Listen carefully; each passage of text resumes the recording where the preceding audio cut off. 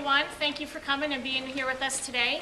For those of you that don't know me, my name is Mary Ellen Gillespie. I'm the Associate Athletics Director for External Relations, and we're excited today to be here to unveil some of our plans for the football game next Wednesday night against Miami. That'll be televised nationally on ESPN2. We'll be the only football game on TV that night, and that's a great, wonderful opportunity to showcase our university and our community. And I'm excited to be joined up here today with some fun, important folks that will be a part of making next week's game a success. So on my immediate right is the Honorable John Quinn, Mayor of Bowling Green, and he will talk about the community's really response to making next Wednesday a great night for the community. He'll also talk about his plans for celebrating the university's centennial and how he'll recognize the university at the football game. Then we have Lieutenant Colonel Steve Letzring, who will talk about the veteran and military response to how we will honor servicemen and women next Wednesday night. Finally, our university president, Dr. Carol Cartwright, will talk about the university's response to the game, as well as how we will highlight the first 100 years of Bowling Green State University and look forward to the next 100. So I will turn it over to Mayor Quinn. Bowling Green was founded out of the Great Black Swamp in 1833, but wasn't incorporated as a village until November 5th, 1855. November 9th, 1855. I want to get that date right because it's real important to our story here. The university was, the site of Bowling Green was chosen for the university on November 10th of 1910, 55 years later. This community worked very, very hard to make sure that Bowling Green Normal School was located in this community. There was lots of competition for that, and we are very pleased that we are the community that was chosen. And we have worked over the last 100 years to foster the relationship with the university and promote both the university and the community. Well, we're really pleased that ESPN will be here. We look forward to having a national spotlight on our community for 3 hours or so. And we are very, very pleased to have an opportunity to recognize the university's 100th anniversary. We will be presenting a proclamation during the game. That proclamation will, over the course of this celebration, which has gone on for nearly 3 years now, will be the first time that we have actually proclaimed the 100th anniversary of the university. So we look forward to doing that. I do need to mention one more thing before turning things over, and that is that at the request of the university, the Convention and Visitors Bureau has worked very hard to put together a good package of motels for the event.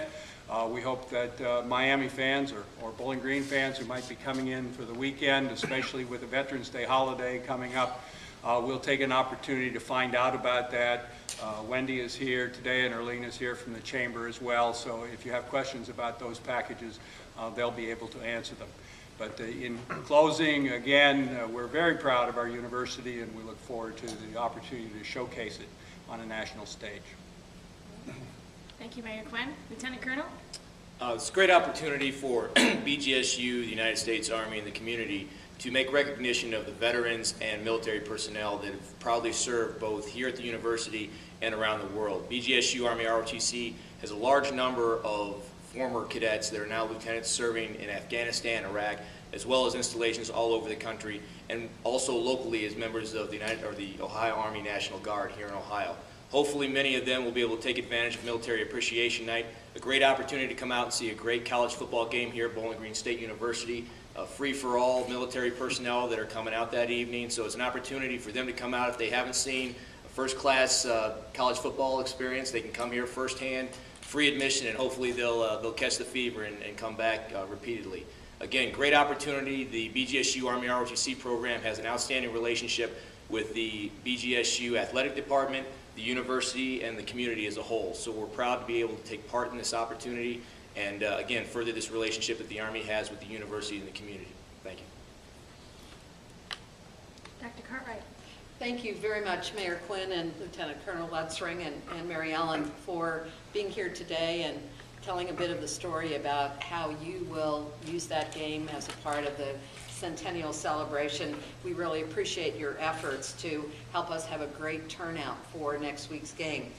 I can't think of a better way to celebrate the 100th anniversary of the actual day that Bowling Green was chosen over Van Wert to be the site of a new normal school, which of course has evolved into a very important national university. And we're delighted with the efforts to include military and community members so that we have a great opportunity to showcase our community and our university and our veterans on national television. Now, I could think of one thing that would make it just complete, and that, of course, would be the celebration of a win over Miami. And as Coach Clausen went out to practice, I assured him that there wasn't really that much additional pressure because, after all, these 100-year anniversaries only come around every 100 years. So I think he's okay. But seriously, November 10th is a great day for BGSU, for the Bowling Green community, and for all of Northwest Ohio. We are celebrating the founding of a great university, but we're also commemorating a wonderful partnership between the university and the city of Bowling Green.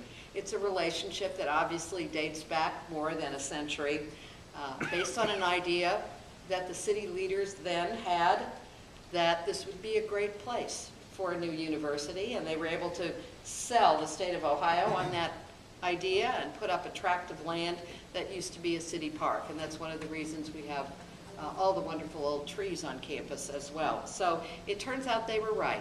Bowling Green is a great place, has been a great place for the university, and it has been a genuine partnership throughout these years. So we appreciate the efforts of everyone to showcase university and city on national television and the opportunity to have a great football experience. So help us celebrate, help us kick off our second century at Deutsch Perry Stadium, and cheer the Falcons on to that victory over Miami. Thank you, Dr. Cartwright. At this time, we'll take any questions if anybody has any for us.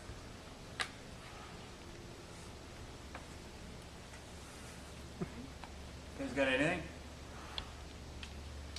Okay, seeing none, we'll see everybody next Wednesday night, 8 o'clock at the Deutsch. Thanks for coming. Thank